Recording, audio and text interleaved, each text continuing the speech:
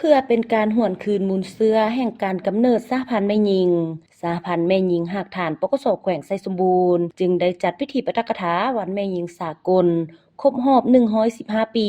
และวันสร้างตั้งสหพันธ์แม่หญิงกำลังป้องกันความสงบครบรอบ59ปี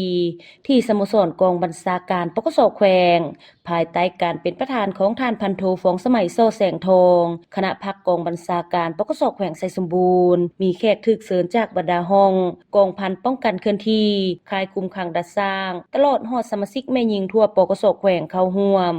พันโทนางวันโลจงเต็งประธานสหพันธ์แม่หญิงหักฐานปกสแขวงได้เล่าคืนบางเนื้อในความเป็นมาของวันแม่หญิงสากลซึ่งได้กำเนิดขึ้นในท่ามกลางสภาพเศรษฐกิจของพวกศักดินาและนายทุนขยายตัวเมื่อโรงงานอุตสาหกรรมของนายทุนขยายตัวมันได้สร้างความหั่งมีให้แก่พวกนายทุนแต่สัมผัสยิ่งเพิ่มความทุกข์ยากลำบากให้แก่สาวผู้ออกงานโดยเฉพาะแม่นกรรมกรแม่หญิงถูกกดขี่ขูดหีดอย่างหนักหน่วงหมิ่นประมาทถือเป็นคือสินค้าทุบตีข่มขืนทำสำเราและถูกไล่ออกจากเวียกในเวลาถือพาเวลาออกลูกหรือเวลาเจ็บเป็นบ่ได้รับการปิ้นปัวต่อสภาพการดังกล่าวกรรมกรแม่หญิงจึงได้พร้อมกันลุกขึ้นต่อสู้เพื่อทวงเอาสิทธิเสรีภาพของแม่หญิงจนมาถึงปี1910ขบวนการต่อสู้ของแม่หญิงได้แพร่ขยายกว้างออกไปสู่ประเทศนายทุนอยู่ทวีปยุโรปและกองประชุมสากลเกี่ยวกับปัญหาแม่หญิงครั้งทำอิฐได้จัดขึ้นอยู่โกเปนฮากนครหลวงของประเทศเดนมาร์กกองประชุมดังกล่าวได้รับรองและตกลงเอาวันที่8มีนาของทุกปีเป็นวันแม่หญิงสากลซึ่งเป็นเหตุการณ์การเมืองที่สำคัญเป็นขีดหมายแห่งชัยชนะอันพื้นฐานของขบวนการแม่หญิงในทั่วโลกในการทวงเอาสิทธิเสรีภาพของแม่หญิงจากนั้นท่านพันโทฟองสมัยโซแสงทองคณะพักกองบัญชาการปกสแขวงไซสมบูรณ์ได้หวนคืนมูลเสื้อวันสร้างตั้งสหพันธ์แม่หญิงกำลังป้องกันความสงบครบรอบ59ปีท่านได้ให้ฮู้ว่าแม่หญิงลาวเป็นกำลังหนึ่งที่สำคัญและกวมจำนวนกว่าครึ่งหนึ่งของพลเมืองลาวในทั่วประเทศเป็นกำลังแห่งอันใหญ่หลวงในทุกขงเขตเวียกงานเป็นกำลังแห่งพิเศษในการผลิตกำลังแห่งงานแม่หญิงมีฐานะที่ตั้งอันสำคัญยิ่งในครอบครัว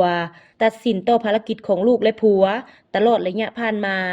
ได้เคลื่อนไหวต่อสู้ปลดปล่อยชาติเคียงบ่าเคียงไหล่กับเพศชายตกมาฮอดวันที่9มังกร1966สมาคมแม่หญิงในกำลังป้องกันความสงบก็ได้รับการสร้างตั้งขึ้นอยู่ที่บ้านนาไก่เมืองเวียงไสแขวงหัวพันในปัจจุบันซึ่งในเบื้องต้นเอิ้นว่าจุแม่หญิงห้องการสันติราษฎร์ศูนย์กลางขึ้นกับหน่วยแม่หญิงห้องการแนวลาวรักษาโดยแม่นท่านนางผาลีอินดาวงศ์เป็นหัวหน้าและท่านนางจันทรเป็นรองท่านนางจันอบจันทราเป็นคณะพร้อมทางสมาชิก8สหายพร้อมเดียวกันนั้นประธานยังได้โอ้ลมตกกับเอ้ยน้องแม่หญิงก่อนอื่นท่านได้แสดงความย่องโยชมเชยต่อผลงานศาสนาที่เอ้ยน้องแม่หญิงปกสแขวงญาติมาได้ในระยะผ่านมาพร้อมทางเรียกร้องมายังเอ้ยน้องแม่หญิงทุกสหายจงพร้อมกันฝึกฝนหล่อหลอมตนเองให้มีความรู้ความสามารถมีคุณสมบัติศีลธรรมปฏิวัติมีหลักมั่นสนสันและเฮ็ดสำเร็จหน้าที่การเมืองที่ภาครัฐคันถึงมอบหมายให้ด้วยความรับผิดชอบสูง